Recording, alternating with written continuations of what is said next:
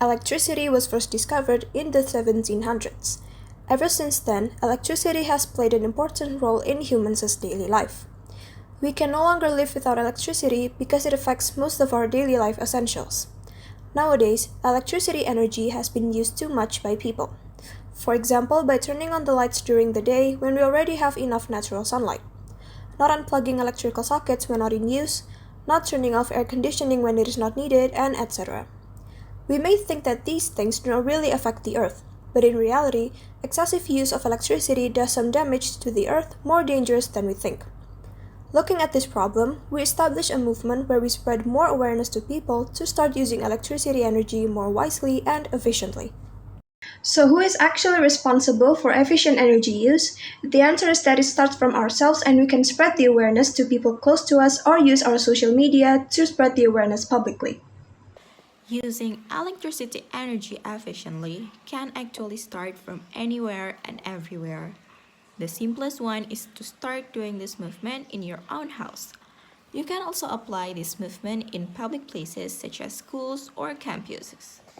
Now, what can we do to start using electricity energy efficiently? So first things first, you can start by turning off the light during the day and using natural sunlight. Turn off the air conditioner when you don't use it or when the weather is not that hot. Meanwhile, in school or campuses, you can help by turning off the lights or the air conditioner when the class has finished. Now you must be wondering why we create this movement. This whole movement starts with our concern for global warming, since electricity is one of the biggest contributors to global warming. If we use too much electricity, there will likely be an increase in energy costs. And if the cost gets higher, only certain people might be able to afford it in the future.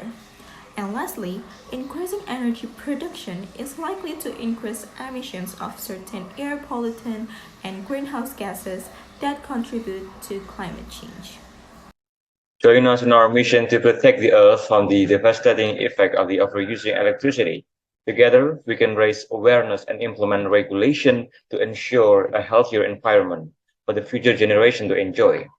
Let's take action today and be the change of our Earth desperately needs.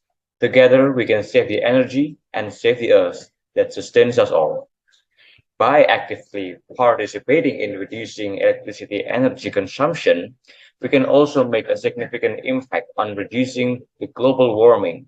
So together, we can create a ripple effect of positive change, inspiring others and to join us in perceiving the beauty of the diversity in our Earth. Save Save the the energy, energy, save the save the Earth. Earth. How to save the energy? Hi, I'm Lina. My name is Zanatu Nurjana Bana Putri. I'm Zidnia Tanika. We're from Group 3 and here's why you shouldn't overuse the energy. So, one of the reasons why we have to save energy is because overusing energy will impact us in many aspects. For example, the first impact is the higher energy cost. But how is that possible? So, a natural consequence of overusing energy is increased cost for you. This can come in the form of fuel and energy bills, and you will be paying more without an appreciable return on your investment. And you may also risk lowering the expected lifespan of appliances and other electronics. The next impact of overusing energy is increasing carbon footprint. Carbon footprint is the total amount of greenhouse gases including carbon dioxide and methane produced from our daily activities. So, how does overusing energy can increase the carbon footprint? Well, high energy consumption is one of the major contributors to carbon footprint. For example, the use of electricity that rely on non-renewable energy sources such as coal. The greater the electrical energy used will produce more carbon emission from burning fossil fuels. In addition, water, even though is a renewable natural energy source, in the process of managing clean water, it still requires non-renewable energy. Electricity is still generated by burning fossil fuels that releases harmful emissions into the atmosphere, and the environmental problems directly related to the energy production and energy consumption, and also the overconsumption of the energy will be worsen the climate breakdown and increase the pollution such as the air pollutions, water pollution, and so on. How to save the energy? First, switch off lights and electrical appliances when not using them. It is even better when you use the LED light bulbs instead of the traditional one. Turn off your heater, cooling units, and appliances when you go to bed or leave the house. Next, don't ever think to overuse the water, so use water wisely. And last but not least is about the plastic. Most plastic are made from oil and gas that contribute to climate change. And most plastic are thrown away after a single use. So by reducing your plastic use, you can also reducing your carbon footprint. That's all from our group. Save the earth, save the energy. Good afternoon, everyone. Today we are going to do a campaign video on the importance of saving energy to save our environment. But before we begin, I'd like to introduce myself and my members. My name is Malika Kalula and my members are Fatia Belian and Swana Wijiastri. First, I'd like to mention types of energy that are commonly used in Indonesia. There are solar energy, which is the most used energy, water energy, air energy, and biomass energy, among many other things. These energies that I have just mentioned are not renewable, and the ratio for this energy consumption increases every year. The increasing of ratio of energy consumption will put our environment at risk from getting exposed too much from the energy waste. The excessive use of energy can have direct and indirect effects in both the household and the environment. Excessive energy use leads to higher electricity bills, putting a strain on household budgets. This can result in financial stress and reduce disposable income for other needs. Excessive energy consumption contributes to increased greenhouse gas emissions and air pollution, which are major contributors to climate change. This can result in more frequent and severe weather conditions, such as hurricanes, heat waves, and droughts, causing damage to ecosystems, agriculture, and human settlements. To mitigate these impacts, it is important for us to promote energy efficiency and conservation practices. Alright, so actually there are many things we can do to save our energy. Starting on a small scale, for example at home, when we're at home we can turn off the lights and also electronic devices when we're not used. And also we can reduce the use of air conditioner. After that, the limit of use gadgets so they don't have charge.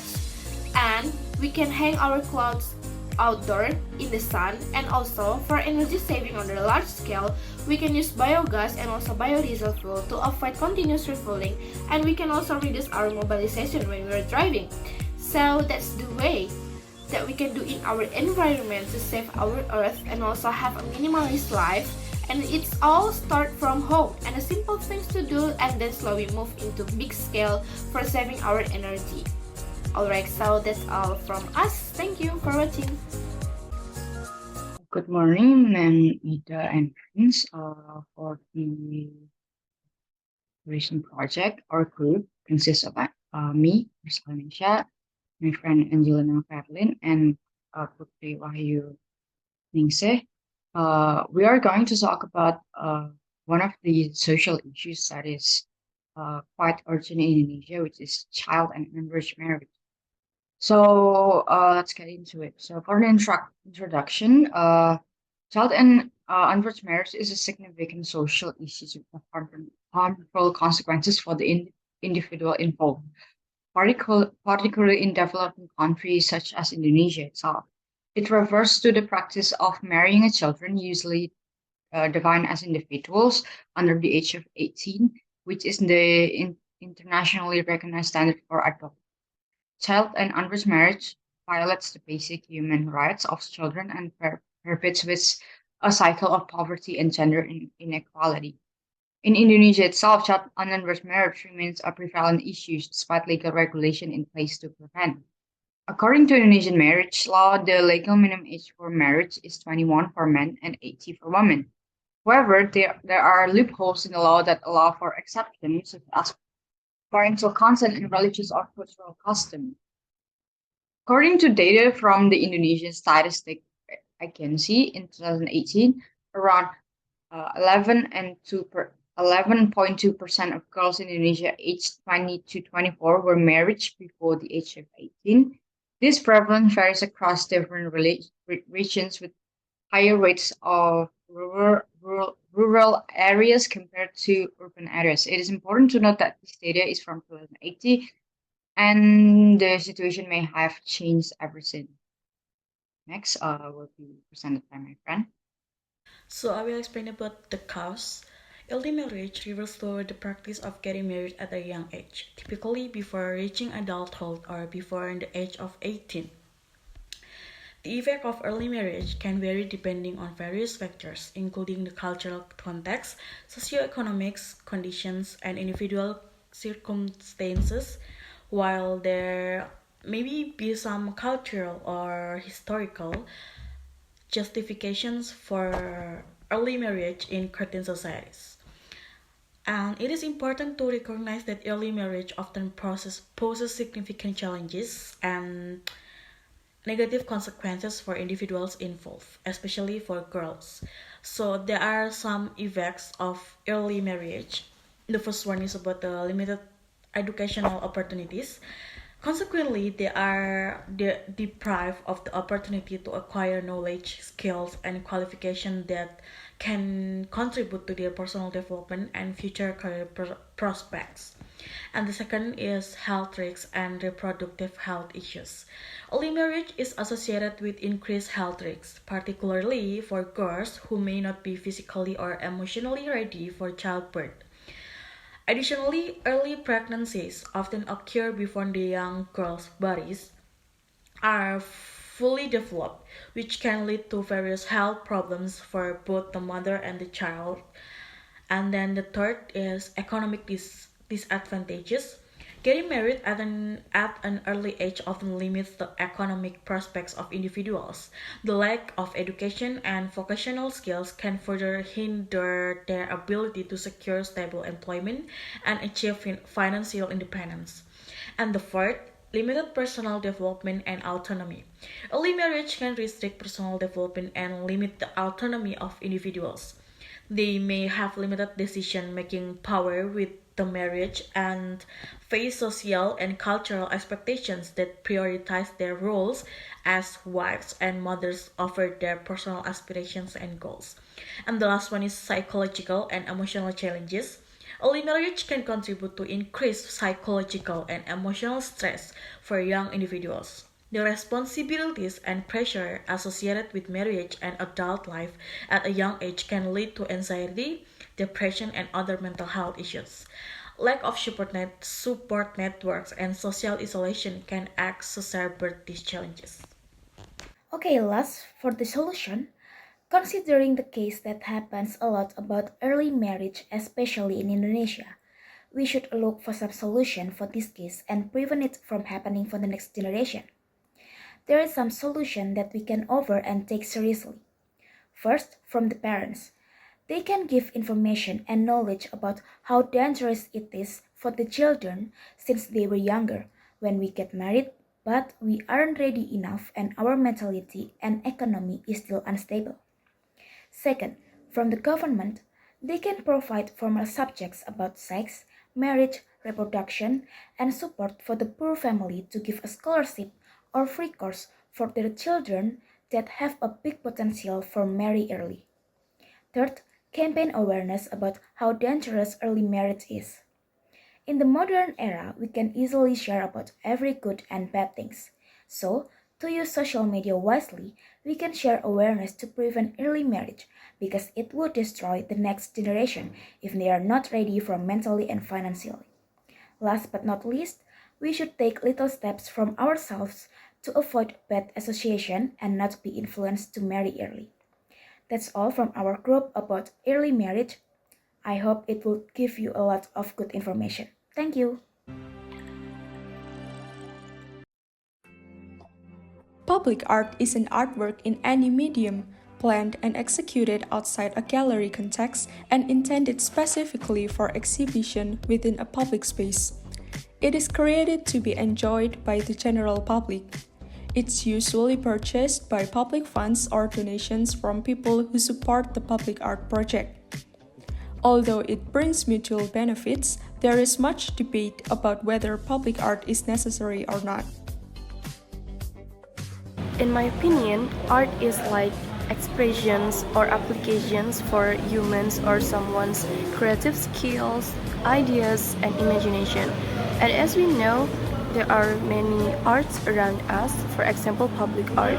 Art is an expression of thoughts and emotions. Art is a form of expression that encompasses a wide range of creative activities, including painting, sculpture, music, literature, dance, and theater. It is a way for individuals to communicate their thoughts, emotions, and ideas to others, often in a way that transcends language and cultural barriers. For me, public art is necessary because it can add some aesthetics for that place as well as provide a comfortable atmosphere for people who are in that place, so that people who have visited that place could get a special memory. Public art is important because it transforms our city to a beautiful neighborhood and it tells us powerful messages. I think public art is important because it has the power to transform public space, making them more engaging, vibrant, and meaningful for the people who use them. Public art can also serve as a catalyst for community engagement and dialogue. It can spark conversations about important issues, bring people together, and create a sense of shared identity and purpose. Additionally, public art can help to promote tourism and economic development. Even though some people argue that public art will cost a lot and it is better to use it for other important things, once again, we believe that public art is also needed as a means of entertainment for the community, as well as adding to the aesthetics of an area and can become a distinctive icon for a region. So, do not think in short terms, and let's protect the existing public art and support government programs to develop public art in our area for the welfare of society.